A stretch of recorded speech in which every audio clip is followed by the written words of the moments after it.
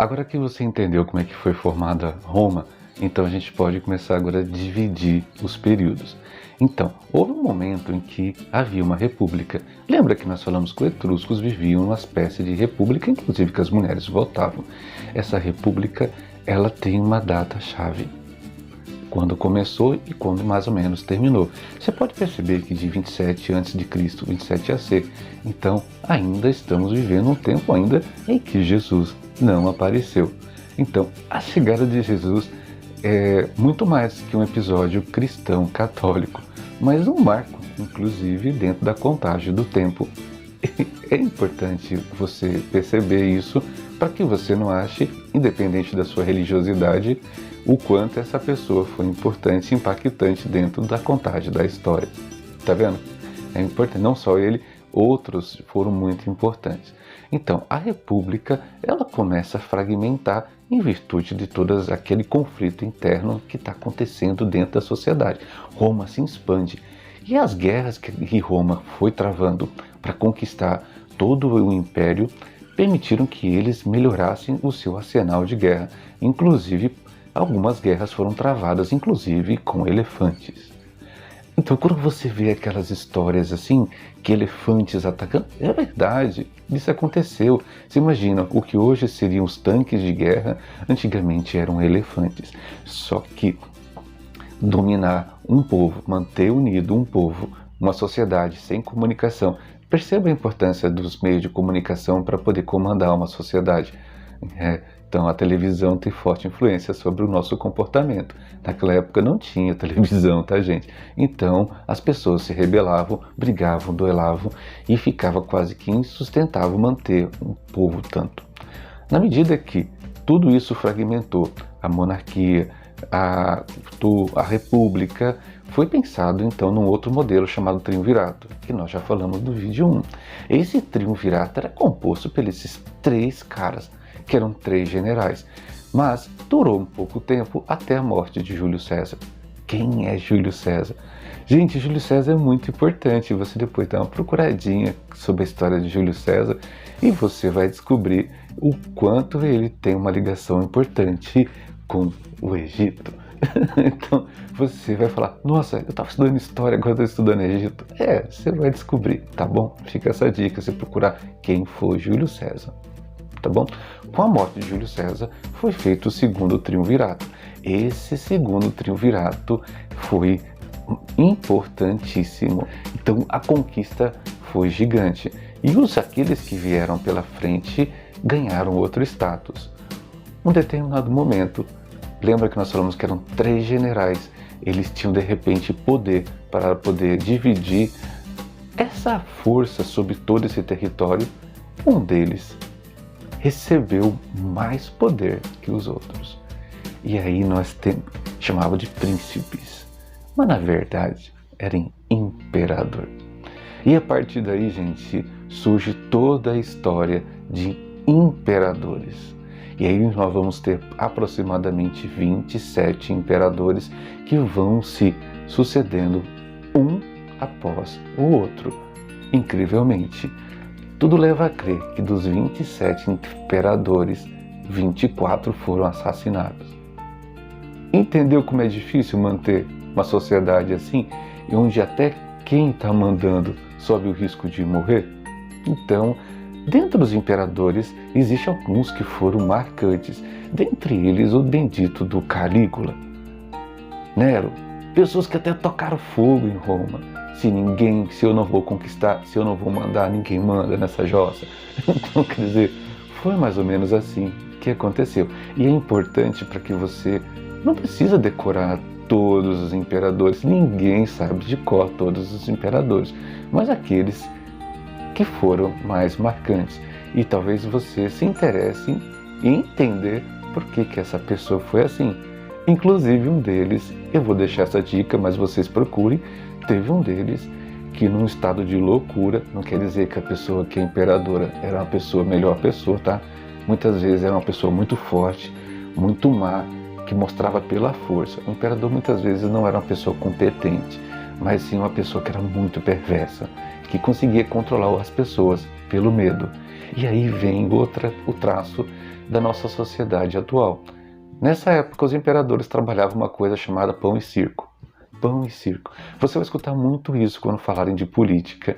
São medidas onde que, para acalmar o povo, se oferecia pão e circo, ou seja, comida e festa. Então, foi nessa época que foi construído o Coliseu. Para quê? Para que os gladiadores pudessem brigar e o povo não ver a jossa da vida que estavam vivendo. Então o povo estava vivendo uma situação complicada, difícil, mas os imperadores davam pão e circo, comida e diversão. O povo esquecia. Lembra que toda essa muvuca do Império Romano, que criou o triunvirato, foi movido porque o povo estava descontente? Então os imperadores faziam isso, conquistavam, e para o povo não ficar brigando, pão e circo. Você pode colocar e no seu pensamento, que religião que Roma tinha? Eram católicos? Eram cristãos? Não, não eram, né, gente? Então eles eram politeístas. Por que eram politeístas? Lembra quem criou? Foi quem? Ah, foi lá o Deus Marte? Não, né, gente? Foi os etruscos. Então os etruscos eram politeístas, acreditavam em vários deuses.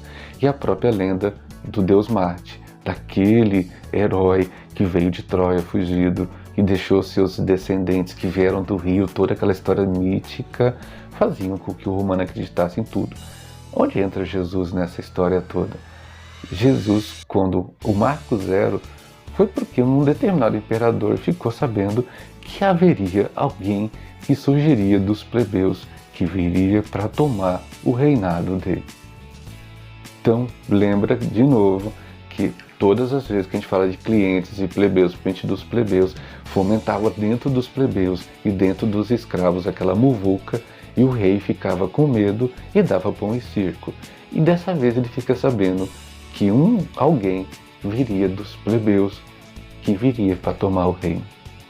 E você imagina a caça a pessoas naquela idade que viriam acontecer. Então a história cristã de Jesus, ele entra dentro do Império Romano falando o seguinte: olha a muvuca da presença de Jesus dentro dos plebeus. Um imperador se sentiu incomodado que alguém poderia vir dos pobres para tomar o poder. E aí acontece genocídio, matam as crianças.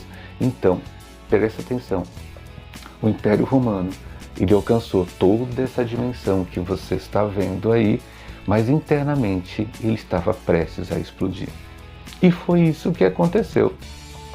Um determinado momento, após tantos imperadores serem mortos, entendeu-se que era a hora de dividir.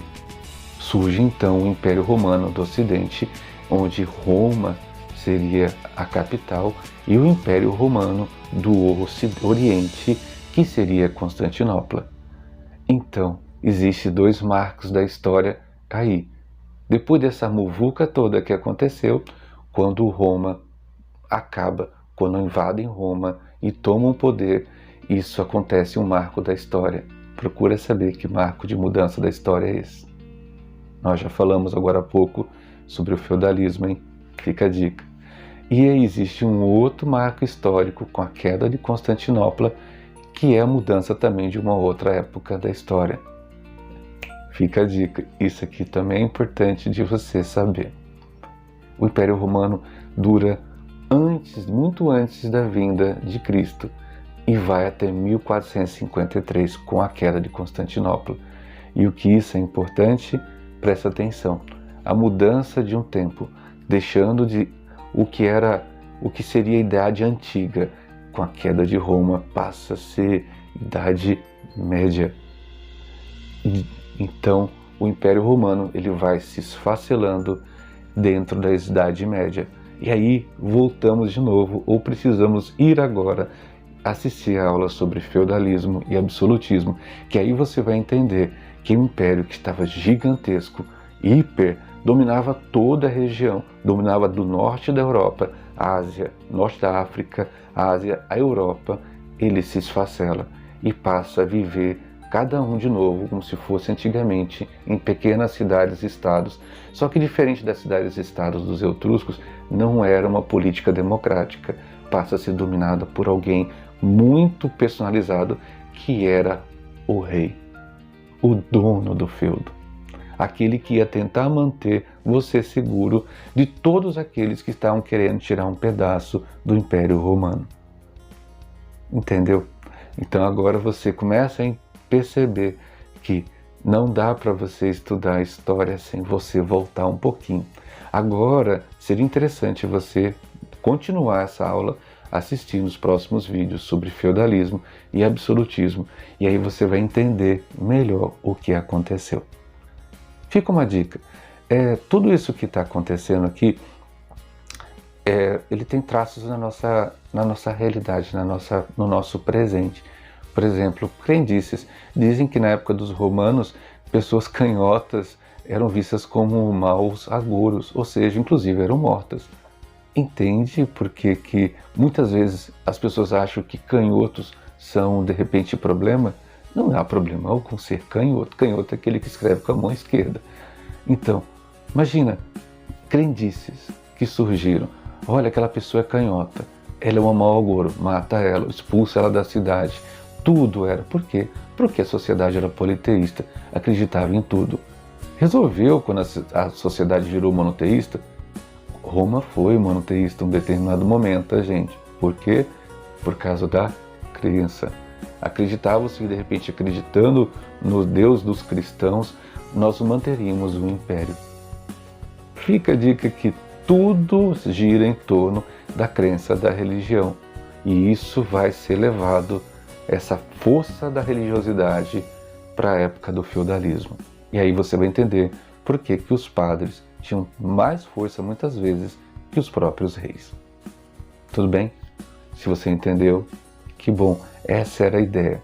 Assiste esse vídeo várias vezes e você vai ficar muito contente. E como dica, assiste Gladiador, que é um filme bacana que fala sobre um desses imperadores birutas que queria matar todo mundo e ofertava pão e circo na forma de luta de gladiadores. Aí você vai entender por que gladiador, por que esse cenário, por que isso acontecia e por que era pão e circo. Tá bom? Até a próxima.